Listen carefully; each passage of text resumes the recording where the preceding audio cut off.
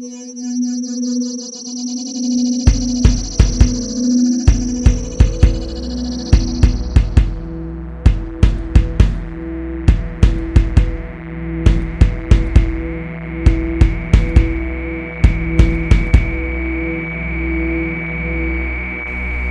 Timeshift. Hello and welcome, I'm Chris Hall and this is The Timeshift, my sci-fi fun fest, and it is great to have you with me as always. Tonight I'm looking at The Witch is Familiar, the latest episode on this new series of Doctor Who. Now as this is a little bit of a critiquey, reviewy kind of thing, this video is going to be spoiler heavy. So if you don't want this video, movie, TV show, whatever the hell it is, spoiled for you in any way, shape and form, then it's best to switch the video off now. I'm sure there is a raft of brilliant content just to the left of me, which is your right or whatevs. Anyway, let's stop waffling about and actually get down to review. So let us dive headfirst into The Witch is Familiar. Okay, so I think in the interests of editorial fairness, I am very, very tired when I'm reviewing this little video thing. I feel 110 years old. I feel as old as Davros looks, to be quite honest with you. It's been a very long day at work. I've had no lunch. I'm very dehydrated. So if I suddenly dive down to make some weird slurping noises, it's only because I'm getting my glass of water. And I will be looking at my notes a lot during this week's episode because I've had no time at all whatsoever to even look at my notes yet to really do this episode. It is the hazards of having a full-time job. It's just the way it is, and of course with it being Scottish half term, I'm having to work doubly hard at work. Bloody hell. Anyway, to talk about the episode itself, to get all stupid bollocks out of the way, I think the episode this week was fine. Perfectly fine.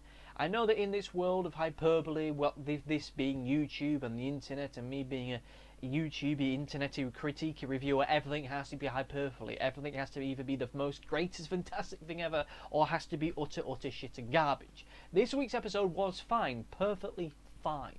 And I'm not ashamed to say that because it was fine. You may remember in last week's video, if you saw it, I was incredibly apprehensive as to what kind of episode this week's was going to be. Because let's be honest, Stephen Moffat is very bad at sustaining things. I know a lot of people say, oh, Stephen Moffat always lies. Well, the reality of the news, one of the rules for Stephen Moffat should be that Stephen Moffat can't keep it up. He really can't sustain any real genuine intrigue or story, in my opinion, given the last series especially, particularly with the two-parter right at the end of it. The first episode in the two-parter at the end of last series was great, fantastic, brilliant, some fantastic writing, some superb moments within it. When we got to the second half, it was okay. Once again, the Cyberman Brigadier thing is without a doubt one of the most ridiculous, stupid things I think we had last series, and it's only by sheer liberty of the fact that was like in the last 5 minutes that he didn't break my rule and then say, right, I'm not watching Doctor Who ever again. I was forgiving of it ever so slightly. This week's episode, the second half of it, was fine, perfectly fine, nowhere near as good as the opening one because it didn't have that tension to it. It really didn't have that fear factor to it quite the same way as the first one did. I have to say that the first episode was certainly in its most tense, fearful and genuinely interesting when we were in the hand minefield. And I feel also stupid for having to say a hand minefield, but I'm sure that whoever came up with that idea has earned himself a raise, or herself a raise, or failing that, an extra ice lolly or something. Silly, but whatever. That bit in the first episode was certainly the more interesting bit. In this episode, we didn't really have anything of that kind of ilk, certainly in the tension and the fear factor kind of stakes. Though what we did get was some really, really fantastic moments with Davros. As you remember from last night, or whenever the hell this video thing's going out, there was just an episode where we got to see Davros in an entirely new light. Although, of course, it was for trying to get one over on the Doctor, it would, in my opinion, would have been a perfectly fine way for the character to get sent off. To have a moment of reconciliation with the Doctor. And had the episode gone quite as I thought it was going to go halfway through, with the Davros forgiving, making peace with the Doctor, then naturally the Daleks getting... Oh, the Doctor and the Davros cannot be friends. Let's get him, fellas. As they want to do, will probably lead to Davros being killed by his creation once again. That would have been perfectly fine, way to end the episode, perfectly enjoyable. But what we got was a nice little bit of trickery, a little bit of toing and froing as Davros is wont to do, and that was perfectly interesting. It was something that was lurking in the back of my mind. It's not something that was a complete shock to me when Davros decides to do the "ha ha, I've got you now, Doctor" stuff again, but you know it felt earned. And all the stuff before that point with Davros looking at the Doctor with his real eyes for the first time ever was great and fantastic. That entire, once again, insert name here, did a fantastic job as Davros. And of course, it turns out from the research I did editing last week's episode that it's the same guy who did the silly Saturday morning cartoon version of Davros at the end of time, or whatever the bloody hell that episode was when he was in with David Tennant and that. And I think having Saturday morning cartoon villains in David Tennant's side is perfectly fine, but here and now with Peter Capaldi and the darker, more serious Doctor Who, he does kind of stick out like a sore thumb, which makes me incredibly apprehensive for next week's episode. Oh, bloody hell. But still, once again, the whole toing and froing, the seeing Davros in this new way was fantastic, even though it was one great con. It added a massive chunk of depth to the character because, well, let's be honest, all Doctor Who bad guys are fairly two-dimensional. It's just a vague concept, a vague construct designed to explore some aspect of humanity, some theme or ideal. So once again, seeing Davros being explored in a way in which makes film feel like a real human, even though they're not technically a human character, is great and fantastic. There were some aspects that I did find a little bit not quite a bad but a nonetheless. The idea of the Dalek sewer system I thought to be rather not in a gross way, not in a weird way, but more like a, yeah, I can see where this episode's going, isn't it? We're gonna have nasty, creepy, crawly Dalek things coming out the sewer. Oh yeah, we do. We kind of do, and of course we had Missy poking the Dalek with the brooch thing, with all the air rushing out of it, looking like some kind of inflatable version of it you'd see at a toy shop or something. That entire bit within the little sewers bit I found to be... And of course you had the toing and fro between Carla and Missy with the stick. And Missy in this episode being wacky and I'm crazy again, which I really, really don't like for the character. Michelle Gomez has proved that she is fantastic when she is the Master, even more fantastic when she can play the Master in a scary way, in a way which isn't wacky and silly and crazy, like the bit when she is stabbing at the Dalek and she's doing this Southern American voice, which I just found dumbfoundingly annoying, not stupid, but annoying nonetheless. And of course, towards the end of the episode, we had Clara trapped in the Dalek body, and Missy being, oh, it's a Dalek! It's going to kill you, Doctor! Oh, you better kill it, Doctor, because that's what you got to kill it, because it's Clara! You wouldn't expect Richard Delgado, or whatever his name is, the first Master to be doing that. Good grief! But still, I don't understand. It feels as if at times with the writing in the direction of Master Missy, that there seems to be two people with very, very different ideas as to how the Master should be. I have this distinct feeling that Michelle Gomez actually wants the Missy to be dark, serious, scary, to be a cold, evil character who may have the odd moment of eccentricity, but Stephen Moffat, on the other side of things, wanting her to be wacky and crazy, as it definitely feels the case to be. I thought that the inclusion, the little twist towards the end of it, were the hybrid Daleks to be... I can't actually find the words to describe, because it's obvious that that's going to be something that's going to play out and be probably the final 2 episodes of this series, but that whole segment, we've had this before. We've had the Time Lord Dalek hybrid thing before, not like in some ancient annals of Doctor Who history, but only really about 3 or 4 series ago with David Tennant when they had the Daleks in Manhattan episode. Of course, they weren't literally Dalek Time Lords, it was the human who got mixed up with the Time Lord and the Dalek stuff when they were doing the thing, and towards the end of the episode, they were, oh no, we're not going to do that anymore, or whatever it was. It wasn't the guy with the weird blah, blah, blah on his face, but the weird people that they kidnapped or whatever. I'm describing these things very poorly, but it was so long ago, and I really didn't like the episode, so it wasn't really much in any case for me to be terribly memorable of it. But we've kind of done that before, and the end conclusion was having Daleks that are able to think for themselves essentially means that they're not going to be beholden to anybody, which means that seeing as seemingly Missy is going to gain control of the Daleks, that they're going to rebel against her. I was kind of surprised that the regeneration of the Daleks didn't have a more of a significant visual kind of effect on it. I had this image that when they were starting to regenerate the Daleks themselves, that you'd almost see them bursting out of the Dalek vehicle itself. They were going to almost regenerate and to transform into this entirely new creature, not something that isn't entirely Time Lord and isn't entirely Dalek. This new, strange third creature that is literally a hybrid of the two. Something that would be weirdly humanoid in appearance, but have all the weird tendrils and tentacles that the Daleks seemingly have.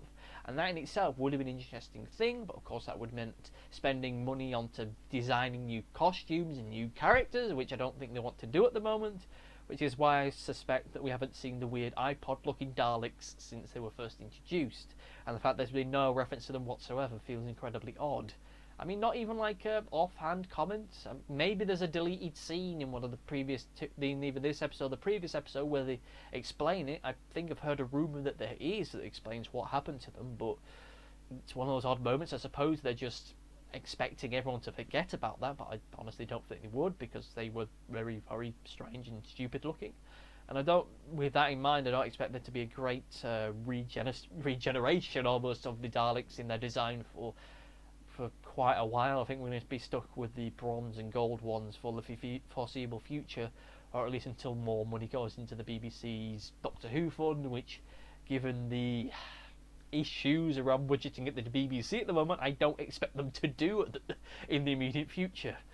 Jesus Christ, it wouldn't surprise me if we went back to the bubble wrap and egg carton days of Doctor Who before too long, given just how money's flowing at the BBC at the moment. But that is a different topic for a different day. What else can we talk about in terms of the story and such? I thought that the bit towards the beginning of the episode with the weird transition between the different Doctors when Missy was telling the story was an interesting bit.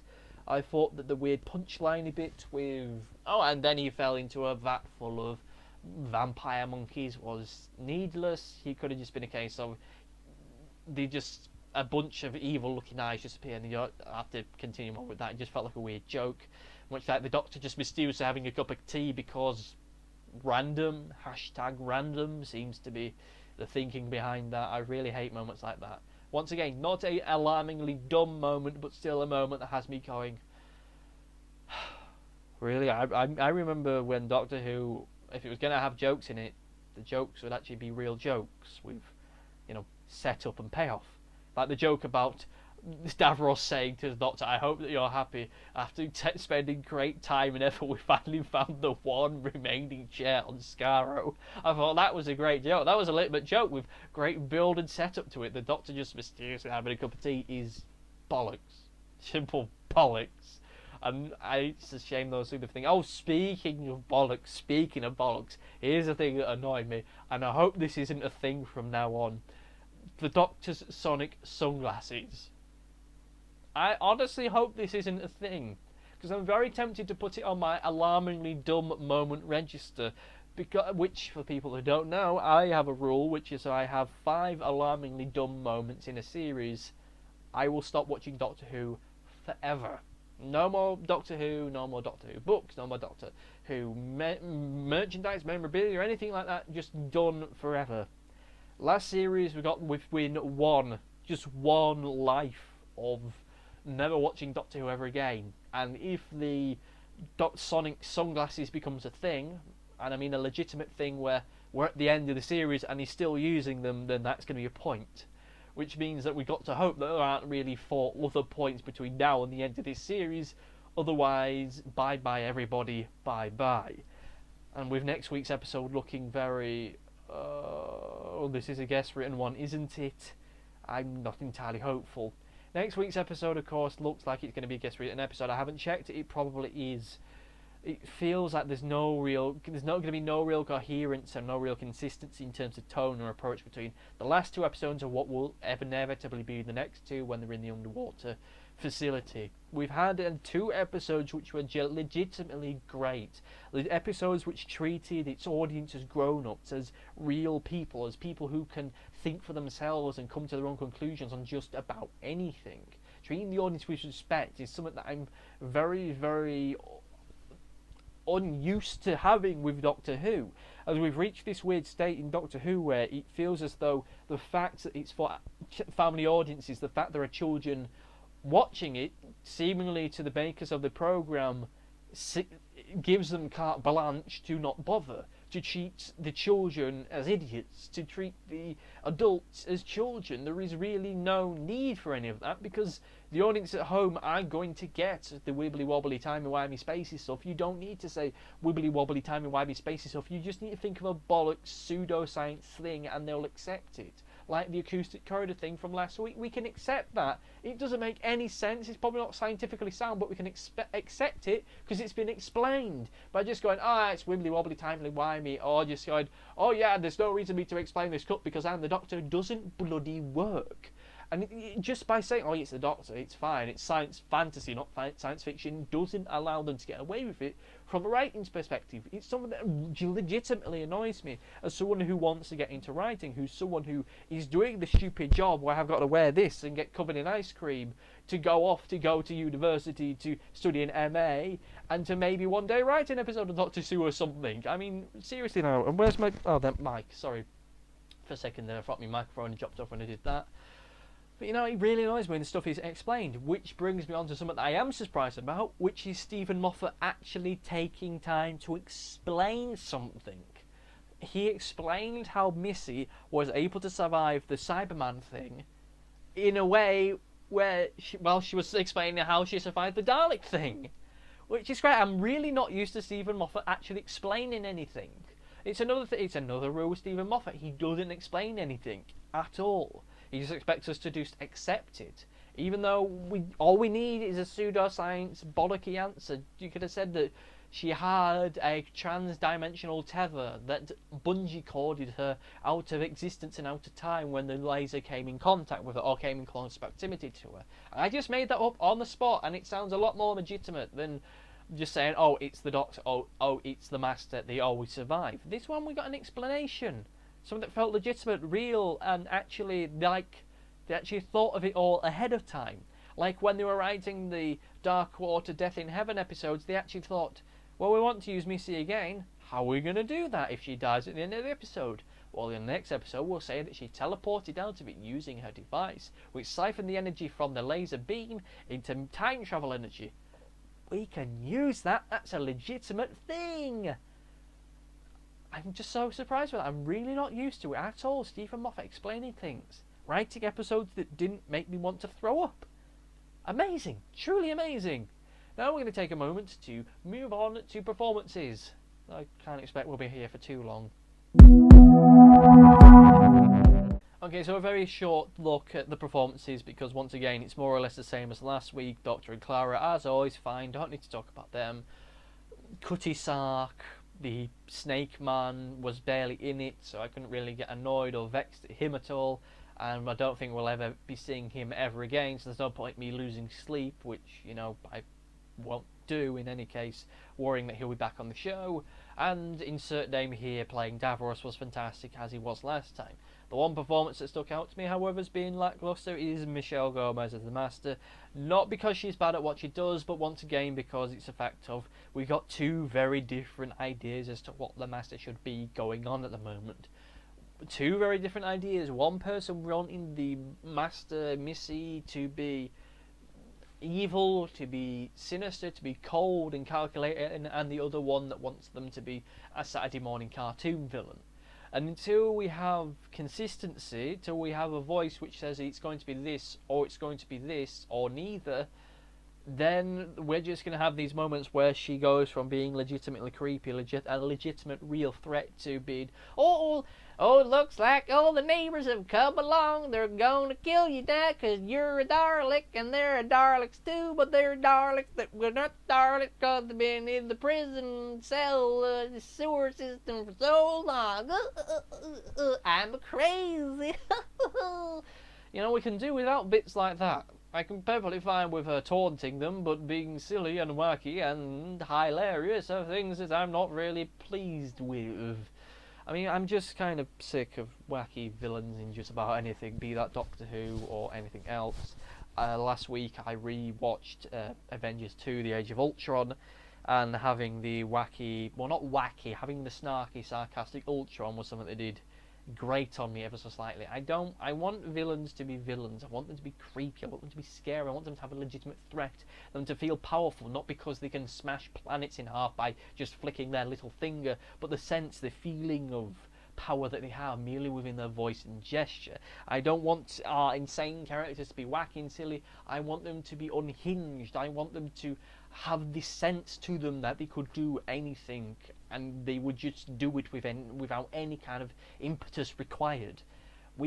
Characters like Missy being wacky and silly, that doesn't come across as being scary. It makes them feel like a pantomime bad guy, and I quite honestly don't like that, because we had that with what's his face from before, which was aggravating and annoying on two fronts, because for one half I kind of wish that kind of eccentricity was, well, at least part of it was included with the Doctor at the time, which it wasn't, which is why one of the many reasons why I'm slightly ambivalent towards David Tennant's being the Doctor, and also because I don't find it at all scary. I don't find a cackling, giggling idiots to be scary, even if they are a Time Lord, even if they are a supervillain. I just don't find that threatening. When I have a bad guy, someone who is supposed to be the literal equal to our hero, and with a hero who is effectively a god of time and space, I want them to have the sense of power and dominance to them, without being, I've just disintegrated that man. He probably had a family at home, judging by the ring that he had on his finger and the leakage that he had. He probably had a child as well. I don't need that. I really don't need that. Nobody needs that. It's not scary. It's just pants. Personally, pants. I think it's pants. You may disagree with me, but I think it's pants. Michelle Gomez is being let down by the fact that she's not being allowed to play the Missy that she wants to. She wants Missy to be creepy and scary from what I've read, but to have one who is wacky and silly just feels like a massive knock of disrespect to her as an actor. I mean, she's fantastic doing this character. It's a character that feels almost written for her. It feels unique and distinct enough. I mean, one of the problems we've had with Masters in the past is that they've been fairly indistinct from one another, which is a shame, because the Master is one of the more iconic bad guys from Doctor Who, outside, of course, the Daleks and the Cybermen. So to have performances what are fairly indistinct is sad. And when we get one which is unique, which can be both wacky and silly, but also creepy and menacing, it's great. But to be too wacky, to be too silly, just doesn't gel with me at all, to be honest with you. So it's not like I'm criticising her as an actor, it's more the fact that I'm criticising the direction of the character, which is a shame given what great quality these past two episodes have been. But anyway, that's enough about performances and me ranting and waffling. Let us now dive headfirst into the overview. Okay, so now for the overview. As I kind of hinted and suggested for the past, about half an hour or so, we're getting closer to a comfortable length for a video. Progressively, I don't have to waffle and talk about how bad last series was, because we're in a new series. Hey! I have to say that this week's episode was fine, perfectly fine. There wasn't anything necessarily bad about it, nothing that struck me as being bad. I am kind of disappointed that it isn't as good as the previous week's episode, which makes my suggestions that last week's episode could be considered an all-time classic of Doctor Who. It makes the whole idea of that as a story a bit of a pain in the backside, because it's great build-up and then a kind of like just a nipple of disappointment within the episode itself, which is perfectly fine. I mean, it's not terrible by any stretch of the means of the imagination. There was nothing in it which is intrinsically bad or terrible. It just felt like it could have been that little bit better. But it's that lack of that little bit better that does make me hungry for more, that does make me want to actually tune in next week. At least potentially tune in for next week, because the preview for next week's episode didn't exactly fill me with joy and happiness and the milk of human kindness. It looks like it's going to be a guest-written episode. It looks like an episode which, like almost all guest-written episodes, if not all guest-written episodes, it's written in isolation from the main series and the main themes and the main plots and the main ideas. So it's going to feel off. It's going to feel like it's going to stick out for like a stall of fun.